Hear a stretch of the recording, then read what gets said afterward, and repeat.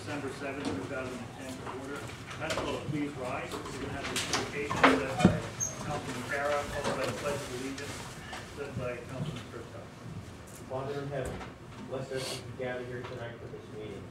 Guide our minds and hearts that we will work for the good of our community and help all your people. Teach us to be generous in our outlook, courageous in the face of difficulty, and wise in our decisions. Father, we praise you, for you are God forever and ever. Amen. I pledge allegiance to the flag of the United States of America and to the republic for which it stands, one nation, under God, indivisible, with liberty and justice for all. Roll call. Sarah. Here. Conley. Here. Mace. Here. Mulligan. Here. Kurtzau. Goodrich. Here. We'll have the reading of the minutes of the regular council meeting held on November 16, 2010. Second. Motion by Dave and a second by Steve. Does anybody have any questions or comments? Does anybody from the floor wish to address this motion? If not, all those in favor say aye. Anyone opposed, no? The ayes have it. The next item on the agenda is a bit of special business. Our borough manager was at a meeting with PennDOT regarding the proposed traffic improvements. I know this is something that Borough Council back in 2003, we completed a traffic study for the 309 corridor to get traffic through Tamaqua more quickly, and then we've been wrestling with PennDOT ever since. Kevin had a meeting with PennDOT. If you remember last year, we had a public meeting down at the community center, and Kevin had a meeting last week with the engineer to get an update on where the project is.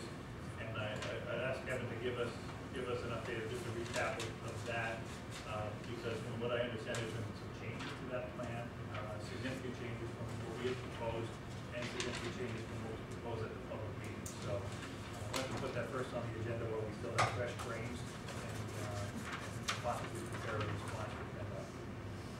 So Kevin? Yes, thank you. Yes, I was called by Bob Stone, traffic planning design last week. He wanted to bring up the design for the intersections for us to review. So we had a meeting one day last week. I asked Gavin Bryder to attend. He is our electrician, he maintains our traffic signals, and he knows the intersections backwards and forwards. And the engineer that PennDOT hired in traffic planning design, they did their own study of these intersections as far as traffic counts and turning movements. They also had the study that the council hired for Bennett to prepare for this area. So they had that as a reference as well. But I guess they told me to double check this information. Perhaps PennDOT required them to do so. So they did some of their own research. We went intersection by intersection, looking at the design. I was given a half-size set of plans. I asked them to supply us with a full-size set. And I have a copy here, the council copy, if you'd like to see them. They're half-size, so a little bit hard to read. But we went through intersection by intersection, and there's many things on it that we like. There's a few things we don't like. That we felt were lacking. Just to recap real quick, they are using the same poles and fixtures that we used on Broad Street, protect the black decorative fluted poles. Each intersection will have redundant traffic signals, industrial traffic signals in each direction. In case one goes out, the other ones, like for example, the other one will. They'll be using LEDs. They'll have the stop and walk pedestrian signals in each intersection. There'll be traffic, there'll be loops in the asphalt to sense vehicles approaching. They'll be located on all the side streets. So if a vehicle goes over the loop, it'll trigger the cycle for that street. If there's no vehicle there, the time will get added to the main thoroughfare. What are you looking for, 5 cars? No. Let me double check that. I'm sorry, yes. Yes. On Broad Street. Not on 309.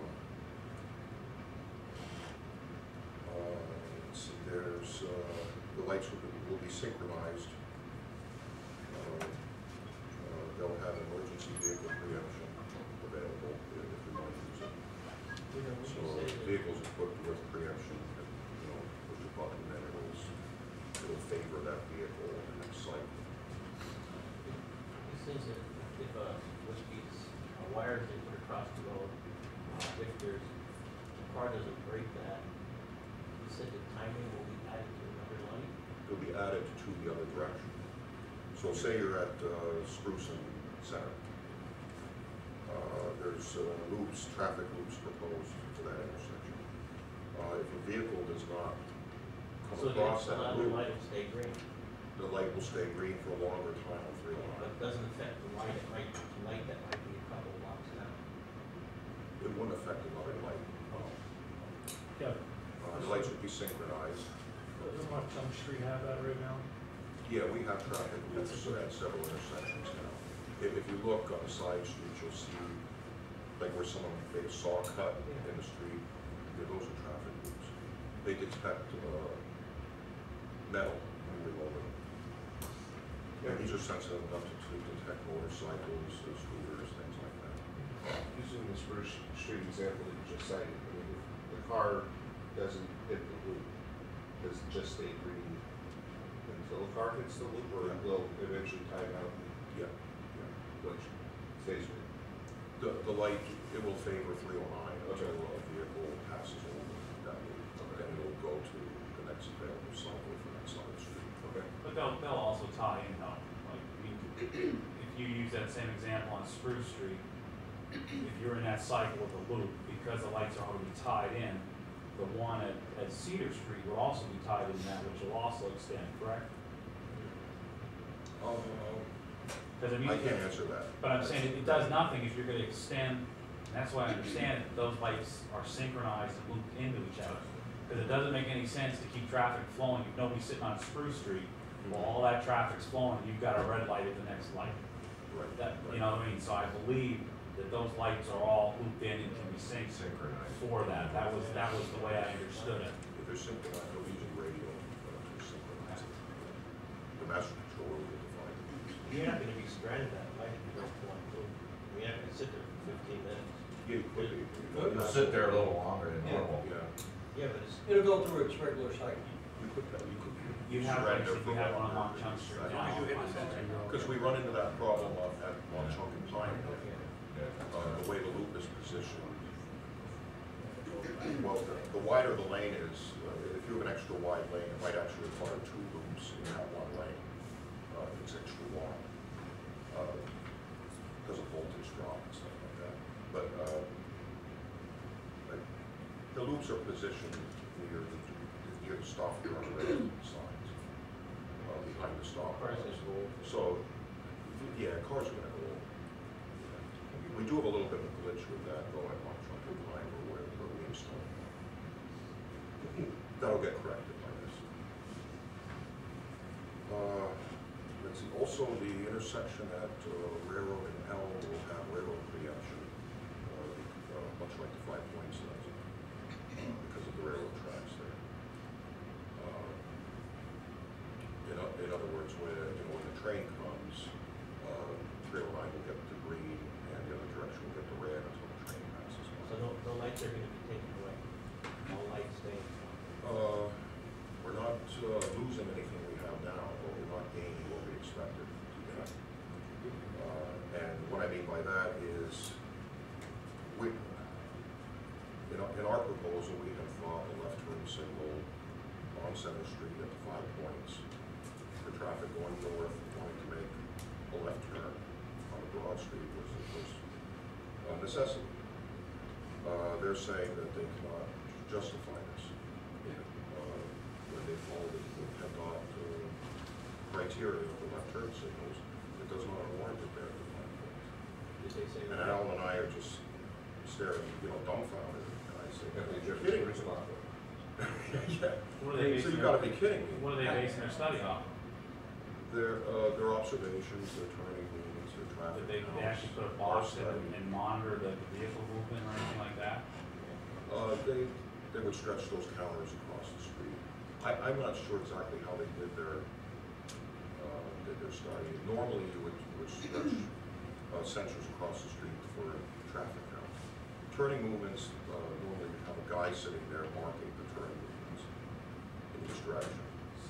So why, and this isn't directly you, Kevin, just, why do we go through the entire process with the entire study, with the intent that this is the study we picked that would be less costly and less of an impact on the residents, the parking, everything else. We went through that from day one with the intention to have those turns.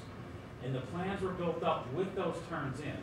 And here we are, 4 months away from construction, and they throw this. That's exactly what we were saying. Why? We don't know.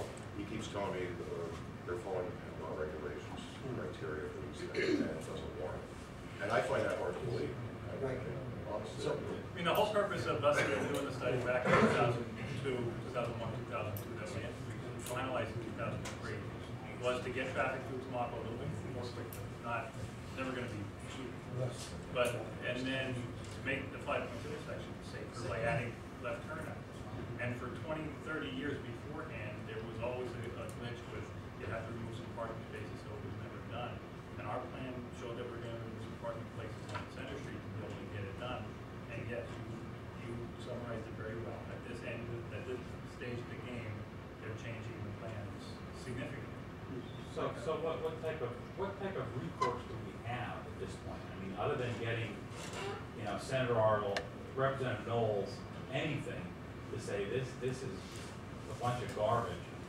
We've gone this far, we planned it out, we did our homework, we did cost effectively and everything else, and now at the end, they want to change. And that's why we did it specifically for those arrows. Mike, So what do we do now? Okay, well, basically, I wasn't at that meeting, but I heard afterwards.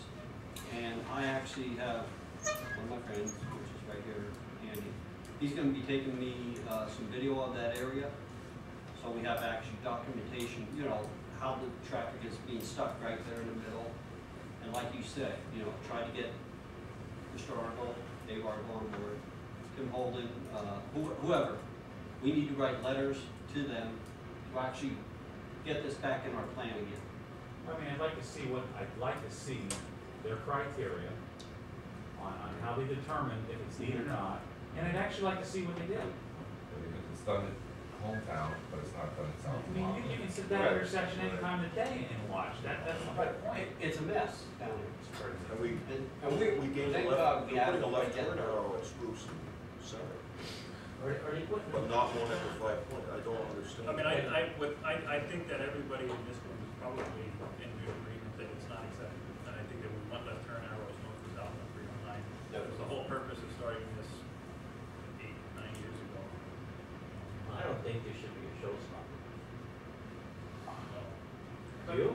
otherwise, they're gonna spend $2.5 million, and you're gonna have pretty lights and And nothing was solved. I mean, The timing is they're gonna put in upgraded timing in all of the intersections in Tamaqua.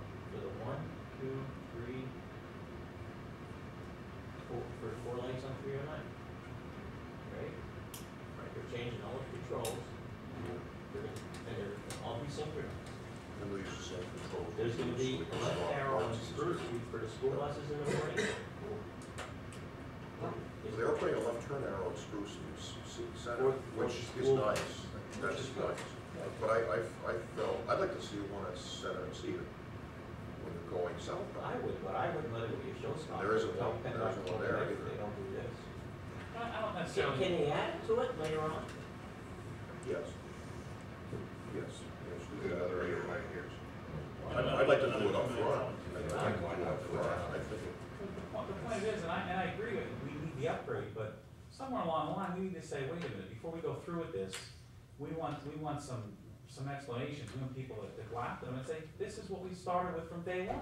Right. And there's Why change a it? federal earmark that's helping to fund this project, because of council support They and spent community some support. money already on it. Yeah, they have. Yeah. But we won't, to do it, to go back and do it again, you would be looking at a decade down the line. You'd be starting the process over. Oh, I don't know. I do, I'm certain. Yeah. I have no I We started this back when I first got on. Well, this is just for a whole 309. Unless we're gonna pay for it ourselves. Yeah.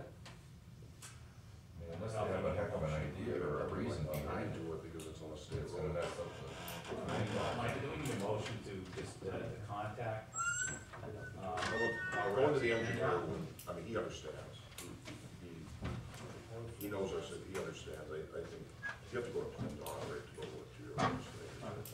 I'd make a, Mr. President, I'd make a motion that we contact our local legislators as well as PennDOT, and sending a letter basically saying we are not happy with their decisions, and we strongly urge and suggest to go over the original plan and install the turn arrows I'll second. on Broad Street, 309 to 09. We have a motion and a second. Anybody have any questions or comments? Anybody from the floor wish to address this? Not all those in favor say aye. Aye. Anyone opposed, no. The ayes have it.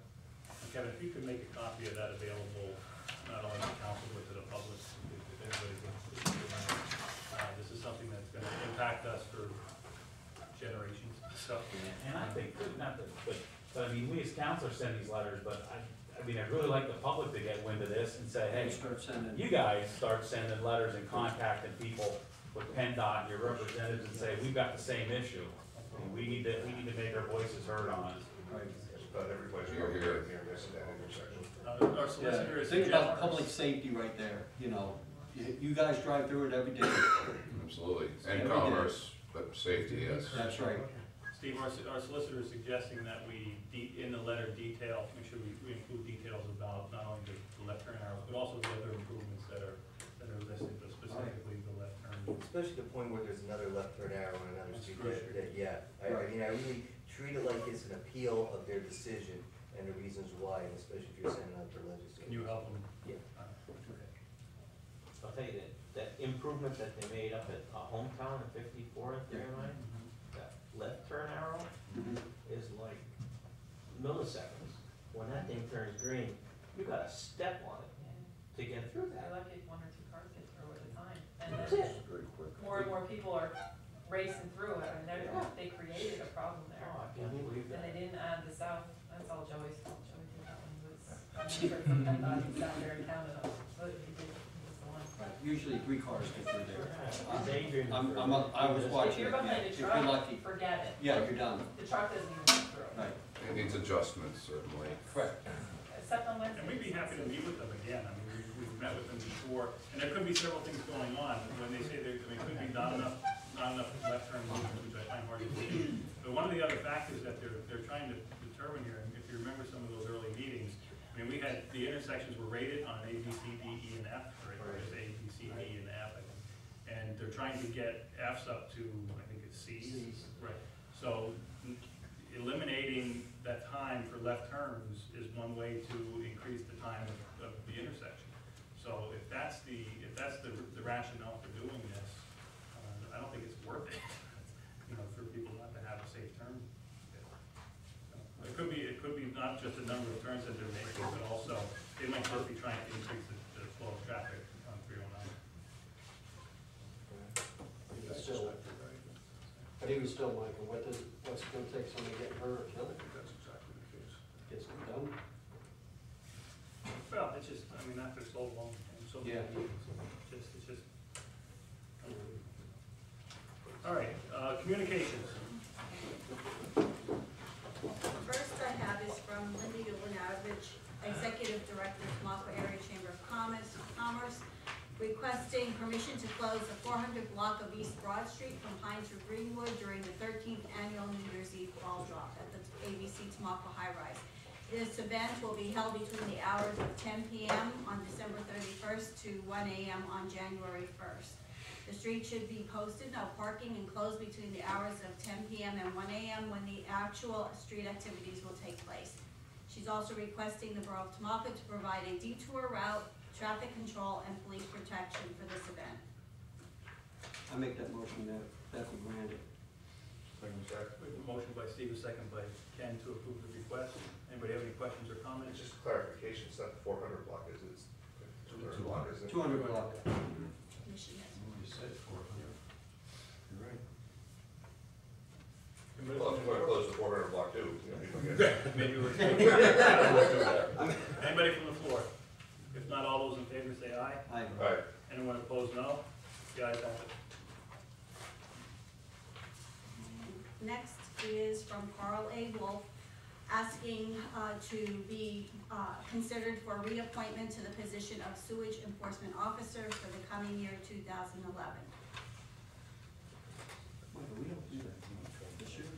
We do that next year. Every 2 years? Every 2 years. We do it, we don't do it. Could be done annually, I suppose, right? I think with your, when you reorganize, you do your appointments, you know, within your committees and everything like that, but these positions, the appointed positions like sewage enforcement officer, building inspector, or solicitor even should be done on an annual basis. Georgia brought 3 pens with her tonight, so we can take a motion, sure. I'll make a motion that we do that. We have a motion, is there a second? Second. Reappoint him, motion by Steve, second by Dave. Anybody have any questions or comments? Anybody from the floor? Not all those in favor say aye. Aye. Anyone opposed, no? The ayes have it. The only other thing I have is the Tamaqua Salvation Army has an angel tree program. I don't know if you've seen these around town, maybe on some of the Christmas trees. We have one in the vestibule area. What they are children that are in need for this holiday season. And what you can do is you can adopt one of these angel children, and you can pick up the tree tag here, Salvation Army. There's other locations. They have on there some of the, they have the names, ages, some of the requests that the children are looking for and the wishes of the child. You need to purchase a new item that's listed on there, and you should be returning the present to the Tamaqua Salvation Army Community Center at 105 West Broad Street, and the deadline is to return them by December 15th. So they're asking, there's a lot of them out there, and they're asking for people to step up and take one of these names, or more than one if you can. And if you don't have time to go out shopping, they're asking that if you have, they will accept monetary donations to shop. They will do the shopping for the angel tree tags that are returned that are not fulfilled. And it's an anonymous gift that benefits the children in Schuylkill or Carbon counties. And they also need volunteers for Christmas carols. Would you mind reading This name? yes, the name? I took And what he one. wants for Christmas? This one is Jacob H5, and he has Legos, wrestlers, cars, and action figures. There's also clothing on here too. This one didn't request any. Does it say whether he was good this year? Didn't say that. Hopefully they're all good. Hand it over to me. You want this one? Yep. There's more out in the tree out front, so. They want the gifts to be unwrapped, right? Oh, yeah, unwrapped gifts preferably, because then that way they can take a look at them and also see what's there and make sure that everything's okay with the gifts. Thank you. And thank you, Steve. Anything else? Oh, I'm sorry, that's all. Borough Manager's report. Just a few items for you. Let's see, we're continuing our work on Pleasant Road as time and weather permits. We decided after talking with the contractor and some others, we decided that it would not be a good idea at this point to pave the street. It's just simply too cold. And we did obtain 4 quotes for the paving. They range from $8,900 to $17,000, believe it or not. And the lowest one was from Atoll Paving, but we decided to postpone that until spring. It's just simply too cold to do any paving. Street, is there stone over there that needs to be moved on Pleasant? Yes, yes. Alfred Hassey was kind enough to let us use his vacant lot there at Pleasant Row. We need to restore that for him. But we want to talk to him on how we'd like to have it restored. Does he want grass put there, or should we stone it? We're thinking of spreading that stone out of his lot if he so chooses. Yeah, if he doesn't want that, we'll take the stone away. But John was communicating with him on that. With that, I'd like to get that stone out of there soon. Yeah. And Jack's continuing to work on the guide rail, and he'll pour concrete as he can.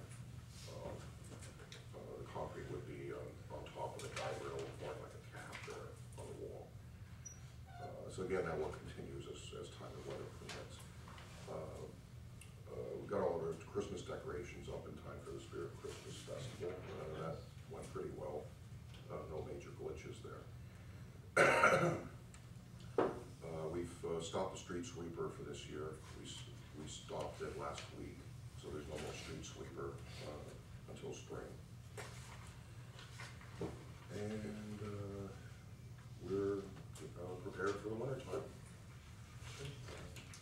You know, one of the wreath tops that are on the pole, How much do they cost? yeah, how much is one of I don't remember, but I can get that for you. those? $50 or $100? They were actually bought by the chamber, I believe. They collected donations and purchased them. I don't recall. We do have extras because occasionally one of them gets whacked, Yeah, you know, by a truck. so someday I can think they one of go them out hit on all Center the way out, Street the other day. someday can they extend all the way out Broad Street? Or is it just the downtown area? Well, we have them on all the decorative poles, and then we're still using some of the PPL poles that we've used in past years. But the Chamber of Commerce purchases them and also pays the electric for them. I don't know how much they cost. How much they cost, I couldn't tell you. We do have some extras, because occasionally some Yeah. get damaged.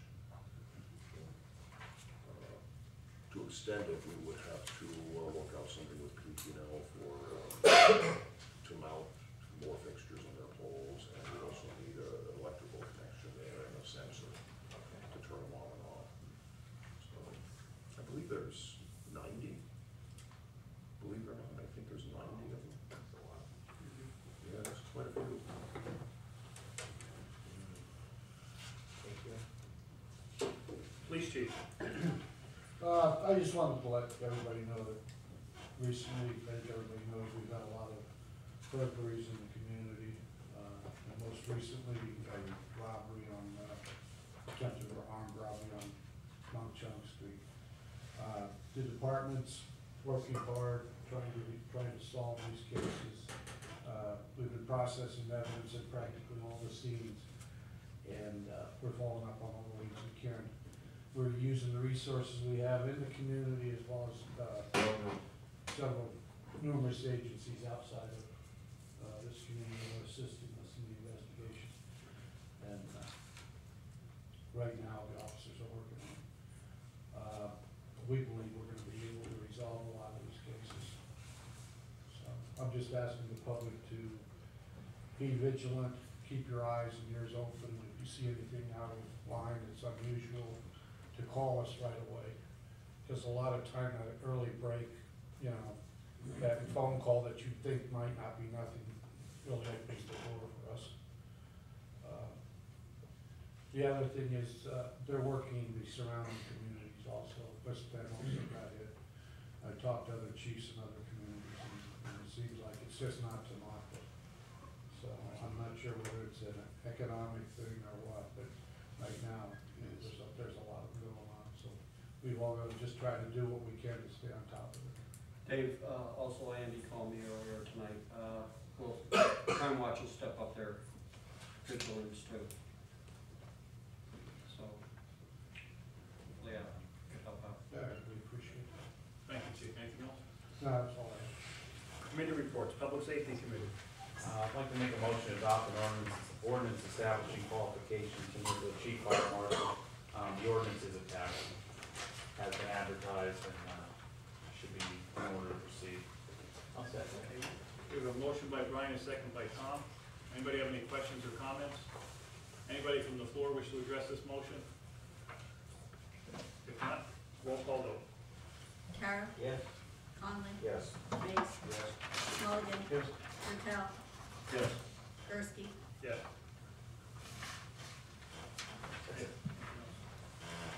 Neighborhoods, downtown, and historic district.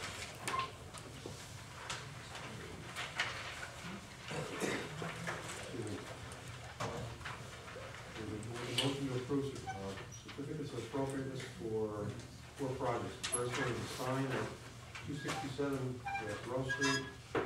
Second project is the replacement of pontoon and columns at 104 Schuylkill Avenue.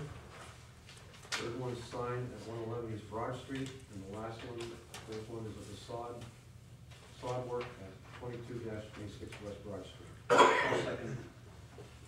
I'm sorry, with the stipulation set forth in the ARC minutes. We have a motion and a second. Anybody have any questions or comments? Just one note, the council has a copy of the ARC minutes. There's one, there was the number 4 on the list. It was 115 West Broad Street. I talked to Ken before the meeting, and our committee wants to review that application quickly. We'll likely review it and have it for approval on the meeting of the 21st of this month, but that's not included in the motion. So all the other recommendations of the ARC in the minutes are in that motion, except for number 4. Anybody from the floor wish to address this motion? If not, all those in favor say aye. Aye. Anyone opposed, no? The ayes have it. So we got 2 more, Mike. Next one is a motion to accept the proposal from Grand Tree Excavating at the amount of $30,000 for the demolition of 311 Lawrenceburg Street. I'll second this motion. We have a motion and a second. Anybody have any questions or comments? Anybody from the floor? If not, all those in favor say aye. Aye. Anyone opposed, no? The ayes have it. And the last one is a motion to award the contract for the rehabilitation of 223 Pine Street to the lowest bidder. I guess we have the bids here, don't we? Okay, can I ask a question on that, Mike, before we do, it has to do with the motion, basically.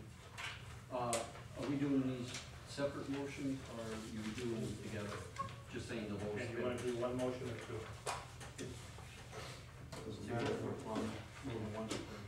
What? I mean, it's rehabilitation for the whole bid. My suggestion would be, when you're awarding contract, it's proper to do a motion for each contract with the contractor and the amount. I can break it down, so. If you can. Sure, so. The motion will include, the lowest bidder for the plumbing is Thomas Plumbing and Heating in the amount of $4,635. Is there a second? Second. Anybody have any questions or comments? What's the schedule for this, you know? You know, I know the work, deadline, I have to ask Dan. I don't know. Okay. Any other questions? Anybody from the floor wish to address this motion? If not, all those in favor say aye. Aye. Anyone opposed, no? The ayes have it. And the next motion is for the same house, 223 Pine Street. It's also for construction, general construction work. The bid will go to the low bidder of Dawson Home Remodeling of 381 Back Road, Martinsville, PA. He's the low bidder at $30,700. That's a motion. I'll second. A motion by Ken and a second by Steve. Anybody have any questions or comments? Anybody from the floor? If not, all those in favor say aye. Anyone opposed, no? The ayes have it. Anything else? I guess that's it. Anybody from the floor wish to address council? Please stand up, state your name and address. Michael Polyak, 409 North Railroad Street. I have 2 things, Micah. First, I'd like to thank Kevin Steigerwald. I had 2 issues regarding safety in the borough in the last month, and Kevin was very helpful in getting them resolved. One was with a business of a friend of mine's to put a safety barrier up, and Kevin helped with the information for it, and also some of the street lighting problems. And the second thing I had was the Tamaqua Community Partnership. I'm sure you guys are aware, I know Tom was there. They held a meeting, they're doing a community health survey. And the purpose is to see what services are lacking here or need to be expanded. And it was a little disappointing, the first meeting nobody showed up, and at the last meeting we only have 10 or 11. And I think it's a really good thing, and it could really identify if we're gonna get any type of expanded services. I think it's a good idea just to make your friends and family aware there's surveys available, as far as I know, still at the Chamber of Commerce. And I don't know if the community partnership also has them or whatever, or if somebody has a question, they can contact me, I can get in touch with somebody. But I think they wanted 400 surveys, and I don't think that, I would like to see 1,000 surveys if you could, but I just think it's a good idea that they're doing this, and I think there are some services needed in the community, and I just hope that we could pass that along to everybody. Thanks. Thank you. Anybody else from the floor wish to address council? I'm just gonna add on to what Mike said, because I had spoken with her too, because I was very interested in that, and she said that even though they had those 2 sessions already, that if you can get a group of 5 to 10 people together, she will make arrangements to come back, and you'll get the $10 gift cards and everything, anytime, and I have her contact information, so I can do that. Here's a question, Kevin, you may be able to answer this. Did we send out the, and I don't know if we can do this or not, but did we send out our surveys or any of those surveys for like the water or anything like that? Were they sent out already? Oh, the CCR Yeah. for the water, yeah, that has, yeah, they're sent out this summer. I thought we sent them out in the fall, or like the winter months, okay. I know we had volunteers, my point was maybe we could have included something like that. You know, as we have volunteers doing that type of thing, distribution, do a whole community-wide distribution on it.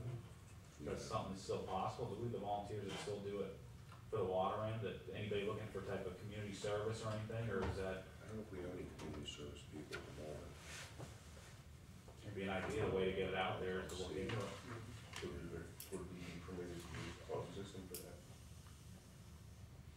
Yeah, Okay, I mean, why not? Do what, community service? Use the auto call system that we have. I would hesitate to. Yeah, I don't know. And I think the survey is it's very important, and it's only gonna be as good as the information that comes back.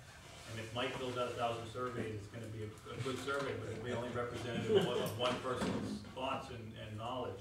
And so ideally, everybody would, certainly everybody in this room, but everybody in the organizations and fire companies and anybody that you know, if they could take the time to fill it out. And, it is important, because it sets the stage for addressing those needs. And, the apathy might be one of the biggest issues going on here.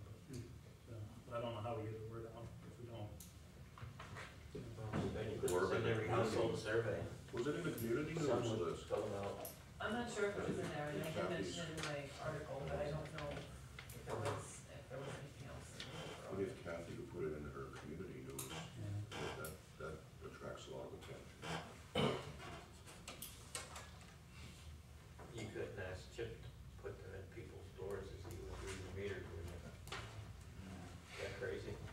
I know they were at the festival, We still too, having people complete them at the festival. Not a good idea. But thank you. Anybody else? Please stand up and state your name and address. Ed Paperman, Tamaqua, 52 Hometown Avenue, 34 Mauchunk Street, pay taxes at both. Got my 15 seconds of fame the hard way. Television, newspapers.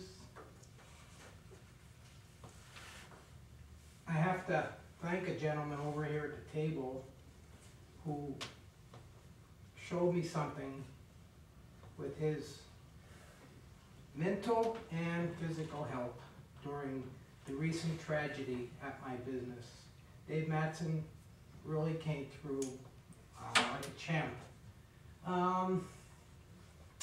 I guess I can only talk to you about what it's like to have an automatic gun put at your head and think your whole life is right there passing you by. 2 daughters, 2 grandchildren, a wife, and there it goes right there, a gun to your head. People, thugs, think they can do that. Did it work? As I said on TV, I'm alive. I'm here. I have insurance. I was more worried about my customers. I had 7 people in the store at the time who were forced to the floor with guns to their head, told to empty their pockets. Cell phones were taken. The purpose of their visit was to take money from me.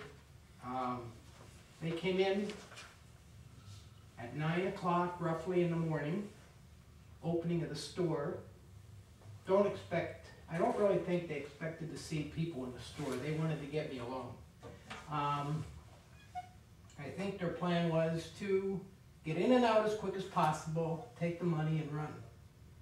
I have the best security almost that you can have for break-ins. This was not a break-in, this was a mad rush like stormtroopers, like if you ever saw a Clint Eastwood movie, where was Clint when I needed him? That would have been awesome to have somebody like him there, but I had Dave Mattson, and I'm happy that I had Dave, I had Henry Woods, I had Jerry Gallagher, former state trooper who was wonderful. I had Officer Bynan, who I could not believe was there in person. A guy that's gone through as much as I went through. Everybody knows his story. He showed up, he was off duty, and he showed up as an officer, which I think he's to be commended for coming and offering his assistance and helping Dave and his skeleton crew, because how many policemen can be on duty at one time? And he came, and I just couldn't believe that Matt was there, and it's just amazing to see him there. I mean, whatever trials and tribulation I went through, he's going through worse, because his sentence can't be saved by an insurance company or anything else. I mean, I just don't have enough words to say. The guys, did they risk their lives? Who knows what could have happened? There could have been a major catastrophe. There could have been a shootout. I thought when all these guys were in my store, I had an alarm that I could hit under my cash register. But if I hit that alarm, number one, I could be killed. Number two, if the police come, you're gonna have a shootout maybe. Number three, they're gonna run back in the store, you got hostages. I thought about all this and I'm thinking, I gotta be lucky, I'm the luckiest guy going right now. The thing is, we gotta keep this from happening again. We gotta watch each other's back. Somebody said they saw these people in town before wearing masks. Some people said, you know, everybody's got a story. The van was seen here, the van that they came in was seen there. Did people speak up? I don't know, but they gotta do that. We need help in this way. I'm a victim, but I'm a survivor. The next one, people may not be so lucky. They went after me because I'm right on 309, I'm an easy target, that's what I was told.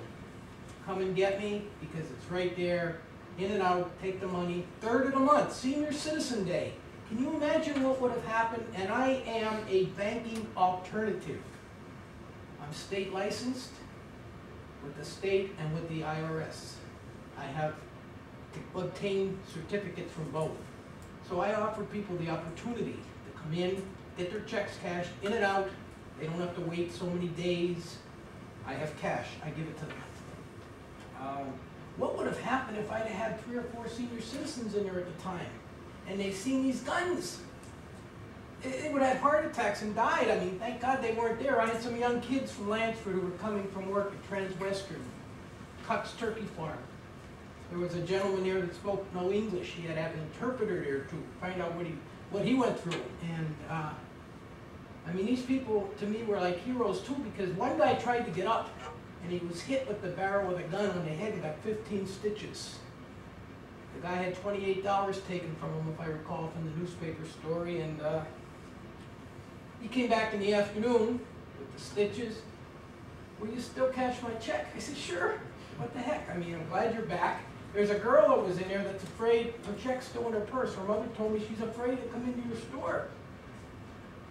I was afraid to be there. I'm approaching 65, ready to retire. But I'm not going to let them make me retire. I'm going to stick around and I'm going to be here. My grandfather opened a store around 1900 in Tamaqua, and counting that, my family's been in business over 100 years. And something like this is not going to put me out of business. I'm going to be here. I'm going to work till I'm 80, 85, or till they make me quit. Or things like this continue, and I don't think they're going to continue. Dave has assured me that the presence of the police in the community is better than ever. We're going to have support on this. I know that I'm hearing rumors that possibly this case could be broken soon. I'm hearing that maybe things have happened, maybe some developments. I hope they put the people away for a long time and never anybody else, but I know that they're going to try, and if they don't get them, the lesson learned here. And my wife said to me, well, I mean, my 2 daughters came out and gave me a hug and said, you're here. my wife was there and she kept thinking, what if I was there with the dog? They'd have shot the dog. I says, how about your husband? I mean, you know, give me a break here. I mean, you know, but of course she's thinking of the dog. So, it brought us closer together. I've had more people that I haven't seen in months come in and congratulations. You did a good job. You kept things in control. You did the right things. I mean, I thought about all the things. We said, get a gun. What am I gonna do with a gun? I mean, that's not the answer. Cooperation, we did it. They got what they wanted. And once again, in summing up, I just want to say thanks to everybody in the community. I'm going to stay. I'm going to be here. Thanks especially to Dave and his guys. And I know that the town is not going to let things like this continue because people are going to keep their eyes open. And I don't know what else to say except thanks to everybody. You're here.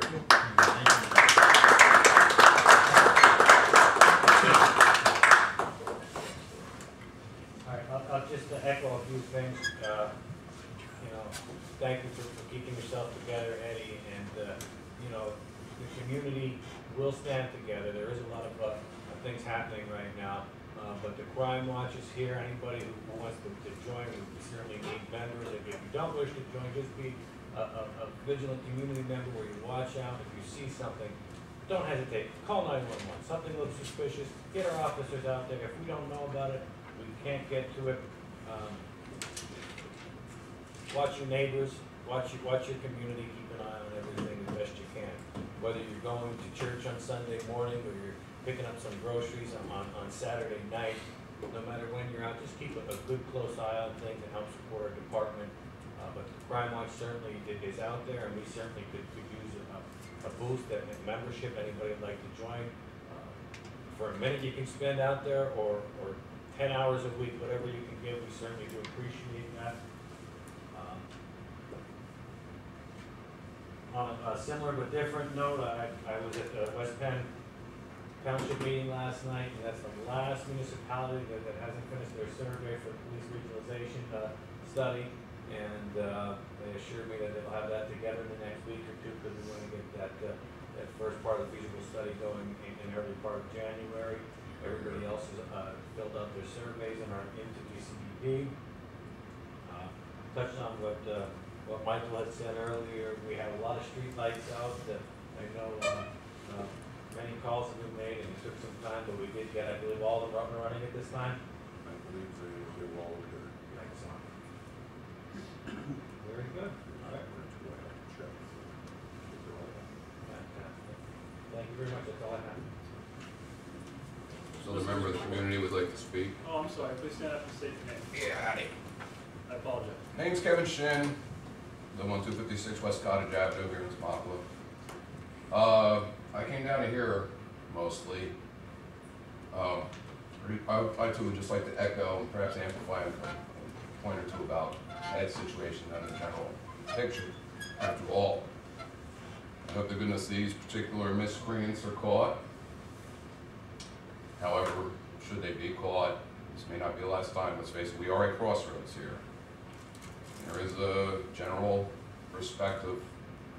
I'm sorry, there is things are not going to ease up in this country right now. I know this is likely not to be the last of such things. I understand. I've been given to understand this is particularly well timed, the assault on Ed's business. Is that correct? They timed it about as well as it could be. I would imagine generally people actually not from Midtown, but someone did their research. Again, I wanted to echo the notion that we as neighbors need to look out for one another. And I myself was the victim of a home invasion and a reasonably severe beating a week ago. Now, my very next door neighbor, for instance, is well aware that I'm down here right now. Should he hear anything, he's got 911 on speed dial and while I'm away.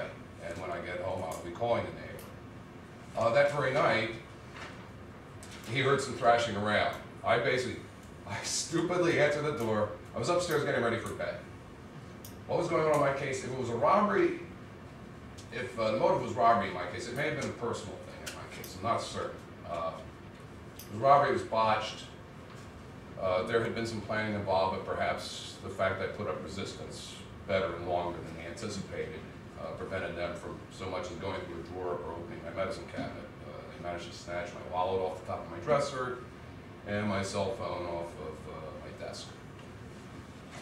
But that's just the very thing. I immediately spoke with my two neighbors. The fact there's a crime watch in town was something I was unaware of up to this point. Secondly, I mentioned the community health service thing is something I would also take note of. First I heard it. Who knows, advertising. But the reason I decided to get up and speak, I was here mostly for information. I'm glad to hear there's a regional police initiative work, because that's going to be the necessary thing, as Dave mentioned earlier on. We're not the only community that's suffering these additional smash and grab deals that are going on.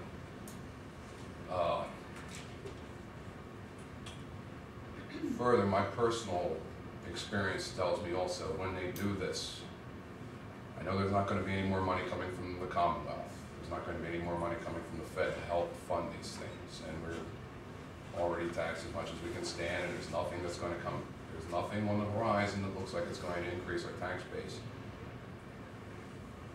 But as Ed indicated, had someone seen something early enough to report it, and David, if the department had responded to this incident while the miscreants were there with potentially an automatic weapon, it could have been a very bad situation. And with all due respect, I mean, absolute respect, and we're dealing with essentially an urban type situation perhaps. It could have been very ugly. At some level there has to be, and again, regionally, training done so that our folks, our peace officers are certainly equipped to deal with.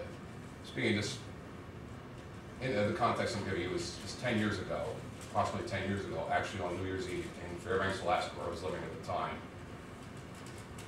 At that point in time, even that late, 1999, Fairbanks, a city the size of Easton, had 3 on-duty police officers at that time. A suicidal fool with a semi-automatic rifle decided to take his own life, decided he was going to take somebody with him. He actually incapacitated the entire on-duty police force that night because their training was not up to snuff. And why? And not that it wasn't up to snuff, they were not prepared for this particular type of deal. I don't know what kind of weapons would be involved, so forth. And the last thing I mentioned, my particular incident, more than one person I spoke to said, you need a gun. As if someone said, Ed. So this goes to the education in the community, and I don't know, again, if there are seminars. I'm a big fan of self-defense seminars, and this is a perfect example. People saying this to me is like, well, first of all, see, I never turned on the lights. I cannot identify the miscreants in my particular incident. There were 2 people involved. I do not know who they were. I can identify more or less their size and shape. What am I going to do with a firearm? I have to tell these people. I don't know who it is. Am I going to answer the door of the firearm? Of course not. In my case, my foolishness was I didn't have my stick, which would not be to hit, but to poke. It's a simple self-defense. Just keep the distance. But people need to think more about their self-defense. Vigilance is good. Pre-planning is also good. I'm a person that I don't walk around frightened or terrified of what might happen and so forth. But again, I walk around town, sometimes at odd hours. I'm aware of what's around. I'm not living in fear of what might come to me, but when the situation comes, if you don't have something in mind about how you react to it, you're all the more vulnerable. So it's just self-defense seminars. I have to be a big fan of a former Chicago detective named J.J. Bittenbinder. But again, the firearm, when people think of firearms, it's like, what am I going to do? Answer the door and shoot anyone that knocks on my door? Not. And the main point being, I am a thinking person and I'm dealing with sharks. What most likely is to occur is I will hesitate and to take a life, and the shark will have my firearm and kill me with it, for instance. First person I mentioned, I could have said, well, you just shoot the arm and leg. And again, showing their ignorance of the situation, because of course, if you're going to deal with that situation, you have to go center mass. In other words, don't try to. there are plenty of ways to do self-defense. But I just wanted to touch on that. I hope they are looking at the fact that we are at crossroads of two major highways here, and the surrounding communities as well. And these things are going to get worse before they get better, in all likelihood. I don't want to be a Debbie Downer about this. I will be asking to join up with Crime Watch at this point. Our neighbors do it on our, my neighbors, we do it on our own, so as it is, and we'll try to get together with that. As I indicated, Dave, I try to keep an eye on it. I'll get you an application for you. Hey, pardon? I'll get you an application. Very good, Steve, thank you. And just stay strong, everyone, and, echo Dave again, too, vigilance and awareness and preparation. Let's get through this. I can't Our live in a police community. department does a fine job, particularly with the limited resources that we have. Absolutely. I have found during my time here, I've been living in town back 6 years about, since I came back east.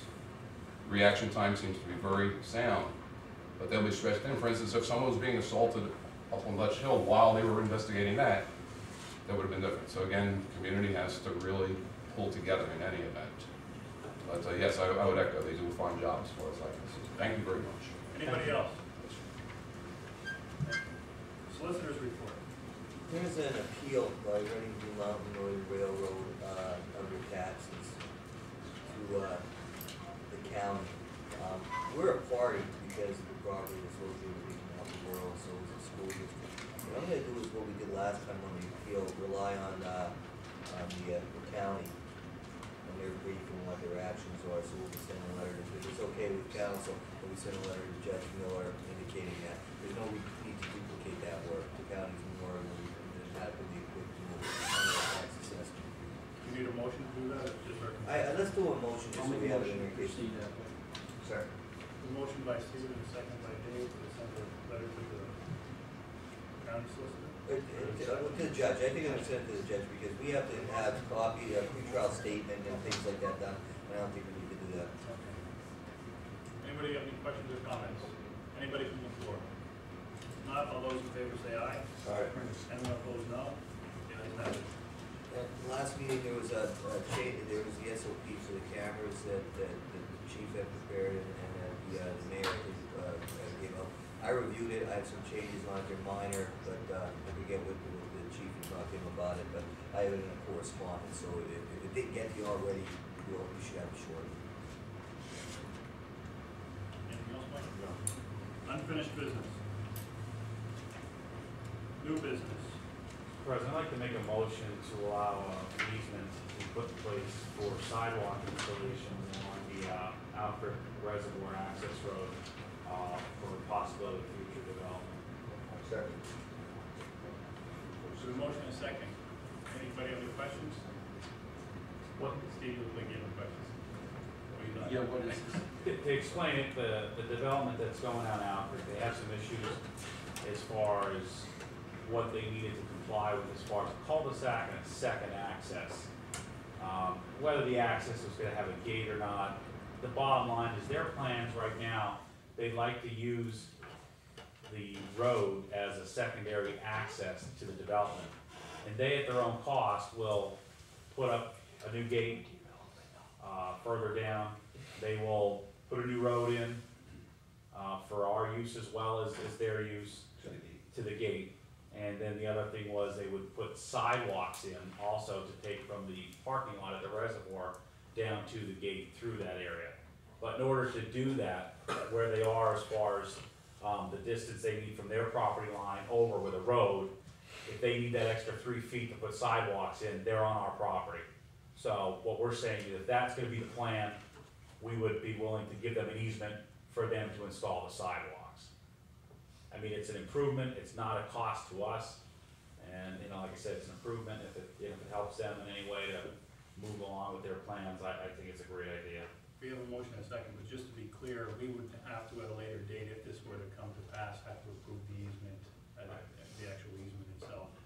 And, They're going in through their processes with planning and zoning, so they just want to know that if they're gonna present these plans, that they have our approval, if they wanted to go this way, that they had our approval to present it to the different boards that we were on board with.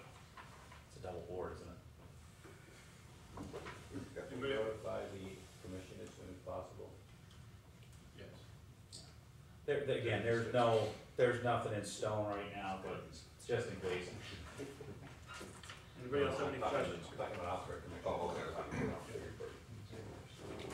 Anybody else have any questions or comments? Anybody from the floor wish to address this motion?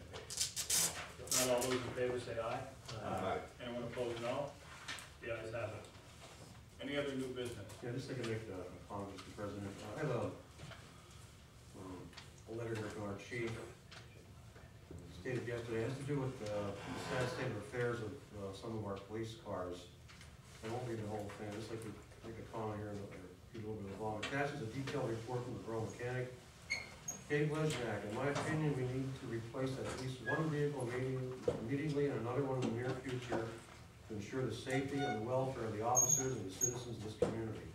We've been fortunate that the vehicles have not failed us during a critical situation. It's signed Chief Dave Madsen. And 3 of the 5 vehicles are in extremely poor condition, and 2 of them need to be replaced. According to Dave and the Chief, I guess as soon as possible. I do have some information on a Dodge Charger that just supplied me, and I guess the equipment committee, which is you, Brian, myself, and John, should be getting together, I guess, maybe sometime this month, and maybe we can do something in the new year, but at least 1 police car. They need 2, but probably the best we can do is 1. You can put it out to bid, put something together, put it out to bid. I know there's some money in the equipment fund to do such, but like I said, put it out to bid, and I would look at, and we've discussed this, we've talked about this before, so it's something we need to look into. If I can make a suggestion, with John not here, if you could meet, we have another meeting on the 21st. Right. And so if you guys can meet between now and then, and if you have a recommendation on the 21st, Okay. maybe we can move it along. So there's been some talk about maybe leasing a police vehicle, but some council members aren't in favor because of the fees involved and stuff like that. So if we can get enough money together, maybe we can buy at least 1. So we'll work on it. Thanks. I decided to bring that up. So Thank you. I'm gonna see this. Any other new business? Okay, do we need an executive session? Anybody? I'd like to make a motion that we go into executive session and discuss personnel matters. Second. We have a motion and a second. All those in favor say aye. Anyone opposed, no?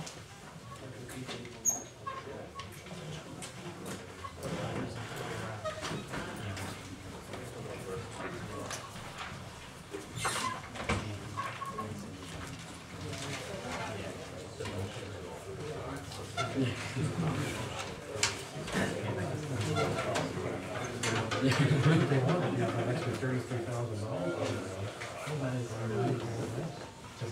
a brand new Dodge Charger with a package car.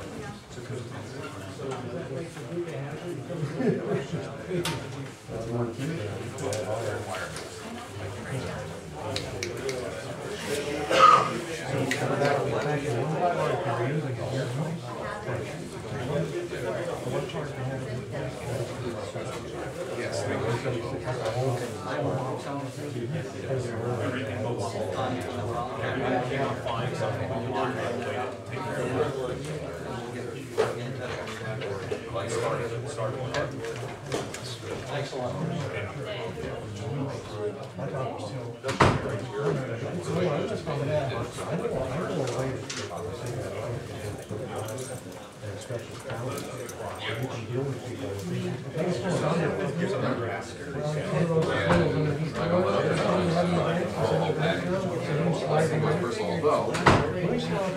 Again, it was well prepared. It was a robbery, and it was only essentially reported. Will you clear council chambers, please? Continue your conversation in the hall. Yes, sir. George wants to get one. And all these smashing grabs, I mean, that's what spurred me to come down. I only heard about this. George is still on our honeymoon.